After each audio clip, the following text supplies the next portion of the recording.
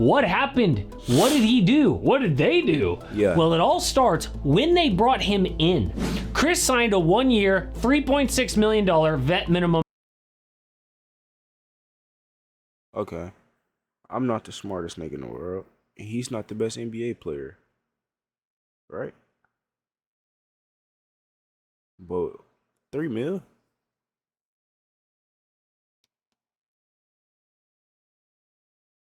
I'd have ripped that fucking contract up.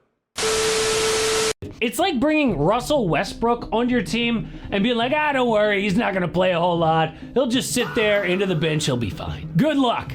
But Chris said, you know what? That's okay. Yeah, good luck. Just like my boy Casey said, good luck. Because every time I see Westbrook at a game and I got my bread on them, I'm like, yeah, gang, it's over with. I might as well go to sleep, bro. I might as well go to fuck to sleep, bro. 3 minutes left.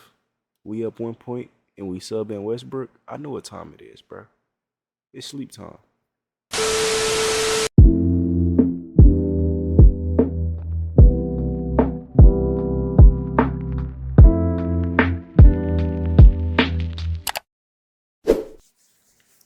I think it's about that time, gang. CP3, your time has come. We greatly appreciate you, my boy. You feel me? You had your spot in the NBA, but now it's time for somebody else to come off the bench and play for you, my nigga. Or somebody else to sit on your spot on the bench, my bad. Alright, look though, before we get too far in this bitch, you, right there behind the screen, like the video. I'm not playing this bitch to you all you like. See, you thought it was that easy. Scroll down right quick, nigga. Just scroll down, nigga. Like that motherfucker, we going 15 though, if you ain't know. Look. We finally know exactly why. Exactly what. You got me, Tony. You got me. We finally know exactly what happened to Chris Paul. You know what I'm saying? What happened with CP3, Tony? After Chris Paul was sent home by the Clippers, there were so many questions, but now we have answers, including a Halloween party Chris... Wait.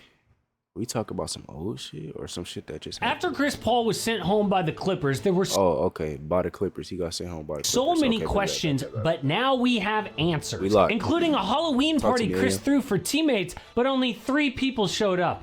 That is the saddest, most awkward thing ever. Only 3 people showed up. That is the thing. After Chris Paul was sent home by the Clippers, there were so many questions, but now we have answers, including a Halloween party Chris threw for teammates, but only 3 people showed up. That is the saddest, most awkward thing ever.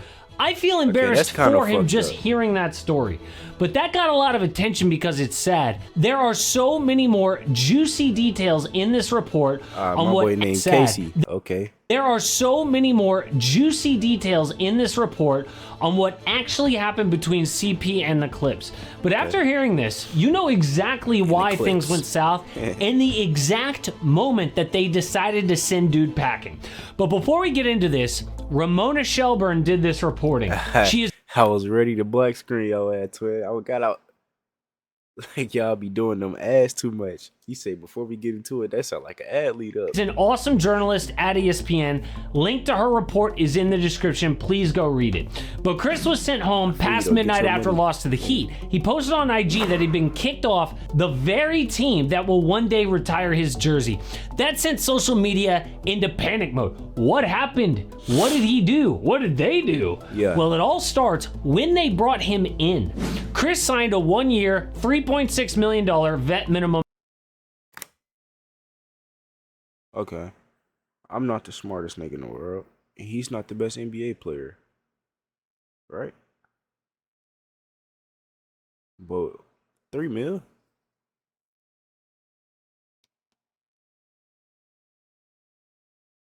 I'd have ripped that fucking contract up. You got me all the way fucked up, gang. I am CP3. You finna pay me 3 mil? You got me fucked up, nigga. What if they agree on his like minutes and shit? It had to be like some. It had to, like. Let me hear it. This summer, the team envisioned his role as an end of the bench veteran. Okay, end of the bench. Okay, see, I'm about to say it got to be some more to it. Ain't no way this nigga CP3 on a 1 year $3 million. Hell nah, this nigga could get 9 mil on any team. minimum this summer.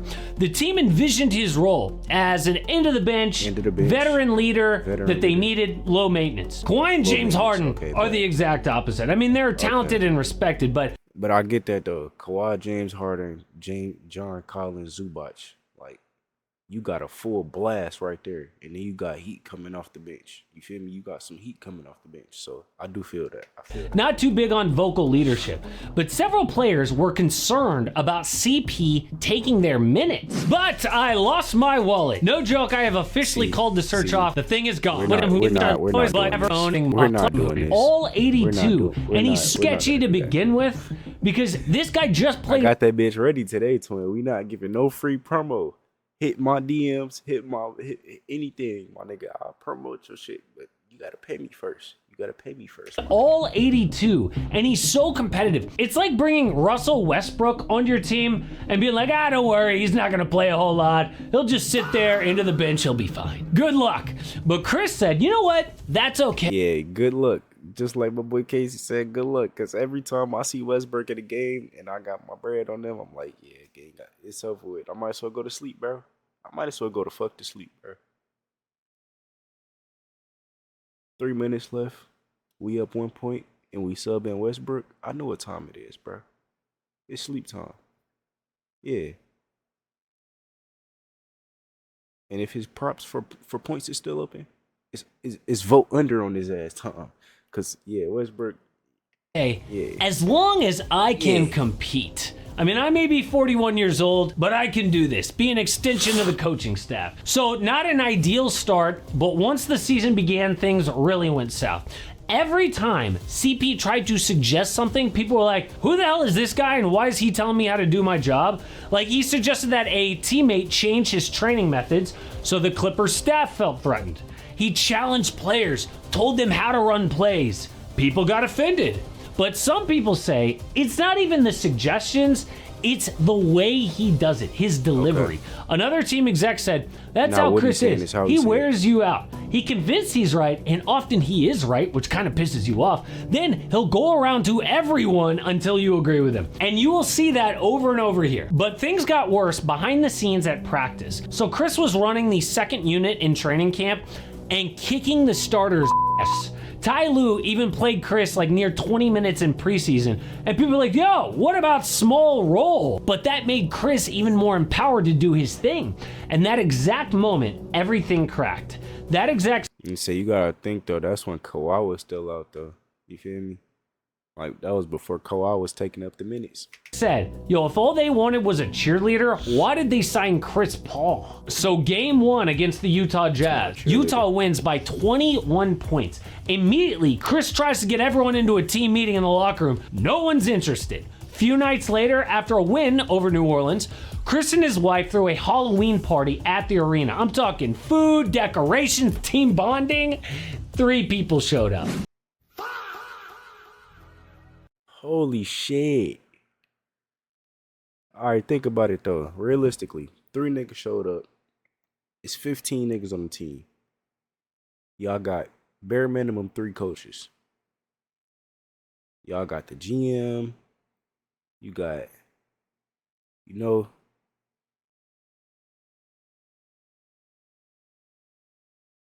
all the medical motherfuckers. Who y'all think showed up, bruh? Who y'all think was in that motherfucker turning up with CP3 and his wife, bruh? Ivica Zubac, Bradley Beal, and some other guy. That's it. Hey, they showed. Okay, Zubac. Ivica Zubac, Bradley Beal, and some other guy. That's it. Fuck Bradley Beal. So sad, so awkward. But the Clips didn't win another game after that for almost 2 weeks. And some of those losses were to OKC, Phoenix, you know, teams that Chris played for, but he was so pissed because they didn't even ask him how to guard Devin Booker or SGA. So it's like they had this idea for what his role on the team would be, how he would act, which was so much different than what Chris had envisioned. But the people who got most offended here were the coaches. Oh, shit. Remember there was that rumor that Ty Lue and Chris didn't talk for weeks? Well, in reality, they did. Remember there was that rumor that report, Paul Lue weren't on speaking terms ahead of PG's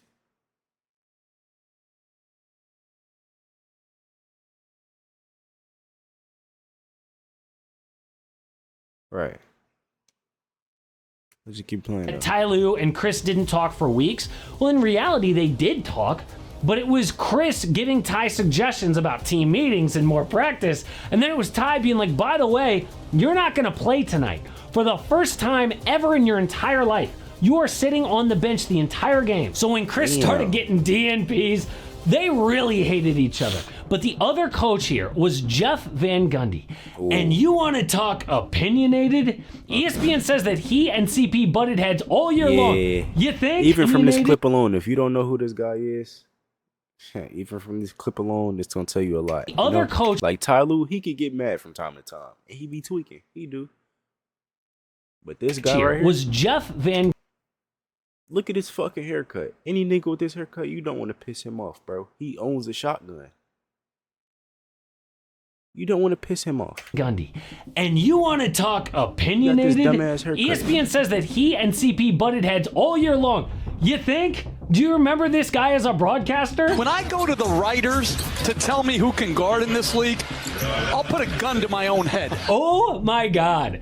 Can you imagine that guy and Chris Paul trying to work together? So it all blew up after the Dallas game. Remember, Kawhi was just back. CP suggested that they switch coverage on Klay Thompson because Kawhi was a little winded. John Collins then guarded Klay. That was Van Gundy's role, though. By the way, it didn't work out, right? So Van Gundy's pissed. He's the defensive coach. So he then confronts Chris on the team plane, and he probably wasn't subtle about it if you know how this guy talks, right?